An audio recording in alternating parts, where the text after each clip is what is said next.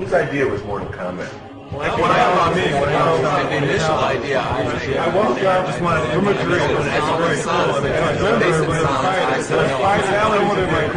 to My name is David Mikic, and I'm a graphic artist. My name's Dan Forden, and I do sounds and music. And tell people. My name is Ed Boone. I'm co-designer and programmer. My name's Tony Goski, and I do backgrounds and special effects. John Vogel, backgrounds and special effects. John Tobias, and co-designer and lead artist. Steve Moran, and I'm a video artist. Our motto in Williams is always that reality is boring. Nobody wants to pay for reality. We take everything beyond reality to the point where it's, the only way to do this is through our video game. It's the perfect blending of everything. I mean, the game is fun to play. It's got good graphics, and it's got a decent backstory to it. It's easy to come up with the ideas, anybody can come up with ideas for games and stuff, but it's to actually convert something from an idea in your head into reality, into something that is a sellable product. That's where the challenge is. This is sort of the very first concept of the story. This guy here eventually became Shank's son. The mystique and all that whole feeling of it was really, the foundation of that was really what John Tobias kind of envisioned. One thing Mortal Kombat does for all of us is it puts you in a mood or puts you in a setting where you're sort of able to create things that are surreal. Mortal Kombat 1 took place more, on an earthly environment, in an Asian type of setting. In part 2, we knew that we were going to send our characters to sort of a different world, and so the door was completely open for us to kind of interpret that in any way we wanted. Mortal Kombat 3 has so much hidden stuff, it's just endless, just the amount of stuff that we packed in there. Okay, come on. I don't know if I should be telling you this, but I'm going to show you a move, okay? Listen.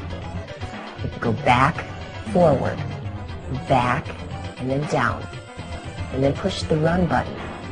And if you do that really fast, I'll be your friend forever. The button and joystick combinations were the expected.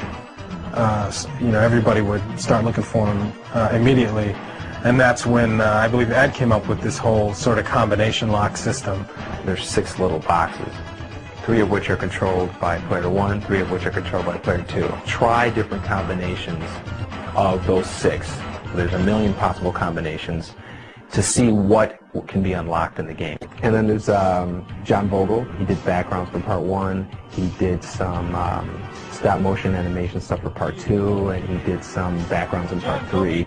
He worked on backgrounds along with Tony Goski. Tony's probably one of the most respected artists in this department. He's probably one of the best artists in any industry. And he conceptualizes backgrounds as well. This is the Soul Chamber, and this is where the Soulnado. He never ceases to amaze us. Steve Moran worked on Mortal Kombat 3. That was the first one he worked on, and he did the character graphics with John Tobias. I like doing stuff that's actually kind of shocking.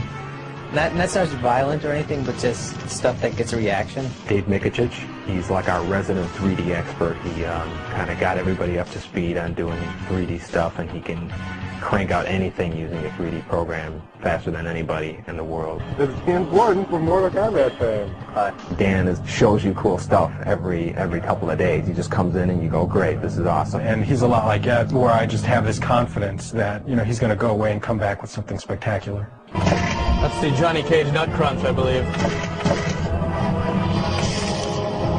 Didn't someone make a candy bar, Johnny Cage Nut Crunch bar? John Tobias and some of the other guys from the Mortal Kombat team happened to just come up to me and, kind of poke on my arm and say, do you want to do a character? And I said, oh no, can I do a character? And he said, yeah, I'd love to have it. People don't realize that there is a lot of work done in the actual characters and their costume. I've never asked John for a character that looks like something. He shows me something that says, what do you think of that? And I go, that's great. See, the inspiration, I think, for a lot of the characters come from all over the place. I mean, They come from movies I've seen when I was a kid. They come from books I've read. I mean, everybody gets inspiration from somewhere. I started out with NBA Jam as a cheerleader, and then I went to Revolution X as Mistress Helga, and they asked me to do Mortal Kombat. They needed a new Sonya. I said, sure, I'd love to do it. Pizza Man. When I was a character here, that sort of like funded me going to school, because I wanted to be an artist like all my life. As with all the Mortal Kombat games, the characters are definitely the most interesting of any fighting game. Hey, get out of here, man. It's supposed to be... Between Sector and Raiden, who would win? Sector's got it. Raiden would win. Sector's got it in the bag. Raiden would win. Don't even try to... That's it. Got it in the bag. Sector No, get your try for me to try to settle this outside, man. Come on. Good for us now, buddy. Come on. Come on, pal. Come on. Well, let's see. A character would probably first start with me sitting down staring at a blank wall for a little while, and then after a while something will hit me and I'll just start sketching around different ideas.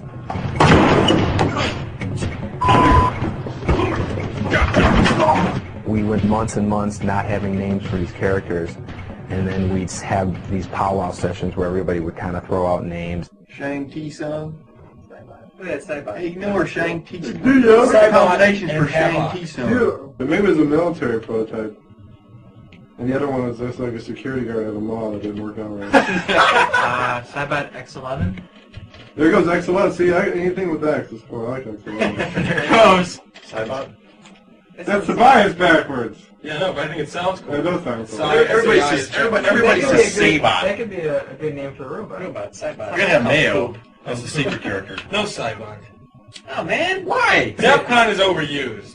Where? Everywhere. No. I've heard that so many times. Yeah, every time you watch War Games. Yeah, well, you know what's going to happen? We're going to come up with all the names. We're all going to like them, and Ed's going to hate every one of them. 95% of them, somebody would say a name, and then there'd be one of us, of the 5 or 6 of us, who would just, have a heart attack just because they hated it so much. And then we're like, okay, I guess that's a no.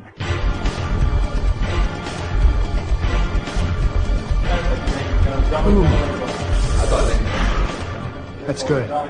Don't show that to me. When we started filming a character, we'd get into work probably roughly around 10 o'clock, and usually the whole filming process takes, all day. Oh, an average day of a 14-hour shoot?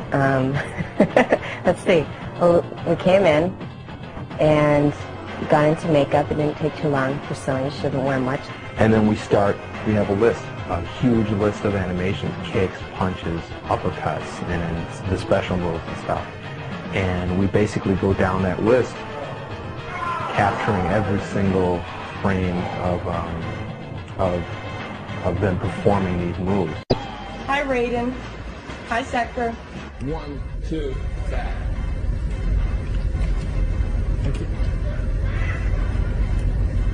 Yeah, that's good. Let's try that one. You have to do each move 8 ways.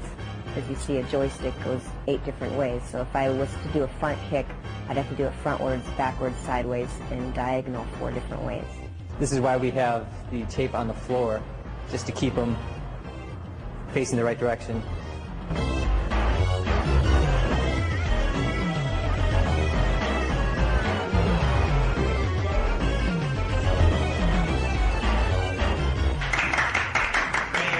Here's the camera that takes in the signal. We run signals into our Betacam recorder, and we also run a signal here into our PC. And then on our PC here, we have one of our boards connected to that. And also, this is where we do the actual grabbing of frames to be digitized. You can kind of see our talent out there, and I'll really quickly grab some images of them. That's good, Tony. We're able to click through frame by frame, delete the frames we don't want, keep the frames that we do like. As a matter of fact, you know what we should do? It's shove them. We should shove them. We should have done that from day one. Somebody just push them real hard. We're just gonna all right, now the next animation, just stand there. Push.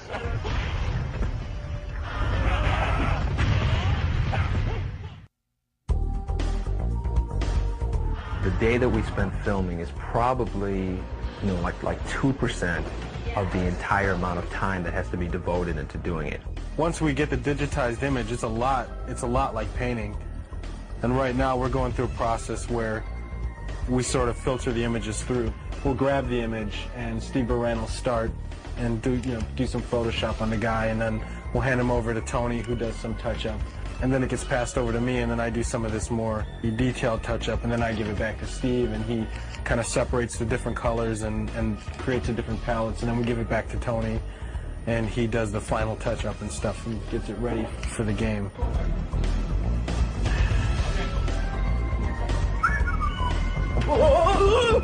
I did a drawing of this and everything. In 3D, you can make it any size and any lighting, any angle you wanted. Dave Michich did this, the 3D version. This is it's just ornamental, it's just like kind of a really neat background thing. But I was telling Ed about the story, like it's a soul cage. I'm working on a friendship move for our Shigoro character. That's her tentative name. She doesn't have a real name yet. Her move is she's going to turn around and she's going to pull out sort of plates and little sticks, and she spins the plates and sticks and balances them on her hand, and she does this with her back towards you. Shiva wins. Friendship. This is Shang Tsung morphing into the robot ninja, who we call Ketchup right now, because right now there's a red guy and there's a yellow guy, so we call them Ketchup and Mustard. But they will have real names later on.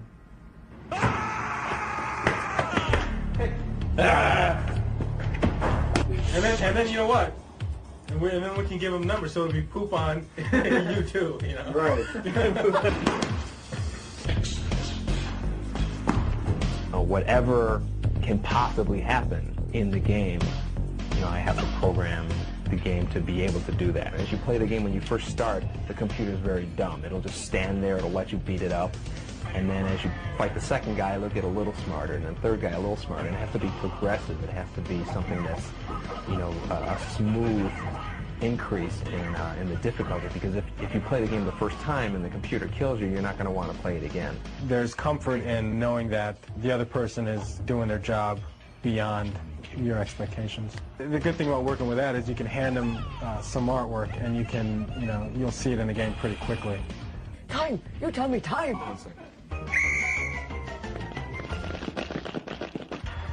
Well, we test the games. When it comes close to the time that the game is done, they have us come in and we just play it. We play them all day long and look for bugs. The difference between Mortal Kombat 2 and Mortal Kombat 3 is that they added a run button, and when you use the run button, it makes you aggressive towards your opponent. You're gonna have to keep on using the run over and over and over to attack your opponent. What we're going to show you now is a few simple combos that'll get you started playing. A lot of characters have a simple combo with kicks, which usually involves three presses of the same button. Like Cyrex has, you press high kick twice and then back and high kick for the final hit. And he does 3 hits and knocks the opponent away. My favorite move would probably be Kano's chokehold. It'll be down towards low punch. One of my favorite codes is disable blocking. Each player presses block twice when the code things come up on the screen. And it turns off blocking, so you can't be a defensive player. You have to play offensively or you're going to lose, because there's no way you can block anybody's hits. This is the sound area. This is where they make all the sounds for the games. You try to imagine the action of playing the game and what the music's going to do to get you revved up. Ed gives me a videotape of just sort of scrolling through the backgrounds.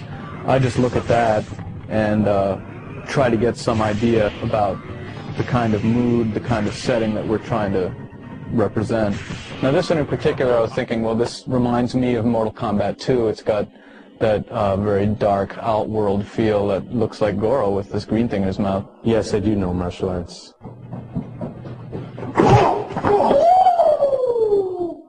Kung Fu. I try to get a rhythm going and then fill it out with harmony.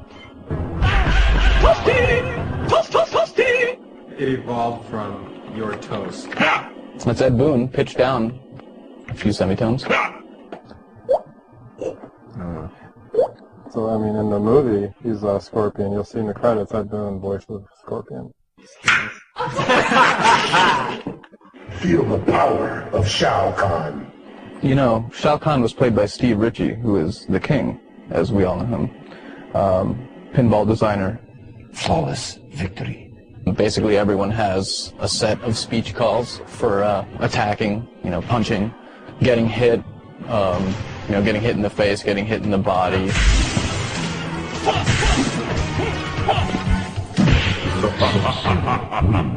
We do the arcade version, which is the original one, and then after that's one's been out for about a year or so, and then they start converting it into the home platforms, that's where you get the Sega Genesis, the Super Nintendo, the PlayStation, and all that. Well, the Chicago guys send us the assembly source code, and then we go line by line and convert it into C. They also drop shipped us all the original artwork that they did, all the finished artwork that went into the game and their file formats, and then it's up to us to rip it out and figure out what file format would be best to use on our PlayStation and convert it down and make it work. We have one piece of hardware that has a particular size of RAM and a CD-ROM which is in the machine, and so what you have to do is you have to decide what chunks of sound data have to come off of the CD-ROM into the RAM of the machine, and at one point in the game. The quality on the PSX is better. It's stereo 44:1 sound, just like you'll buy in any music store, CD shop. Right. It's the same stuff. One of the most amazing things I think we found in the game that we couldn't believe was the fact that Shiva was a stop-motion puppet. When we were originally just looking at the artwork, we were just saying there's no way. I mean, we see like muscles rip a wing. It looks like her face is changing. It just looked too real. One of the codes, if you, on the briefcase screen, if you push the third symbol down one, you'll get a new exclusive PSX code. Don't think we're going to tell you what it is. We'll just let Find out on your own. Who's the best? Who's the best? Who's the best? Man, who's the best, man? You're the best, man. No, man. You're the best, man. Ray's the coolest. No, man. Ray disappears and he's like flying and he's gonna teleport. It's all an illusion. It's all an illusion.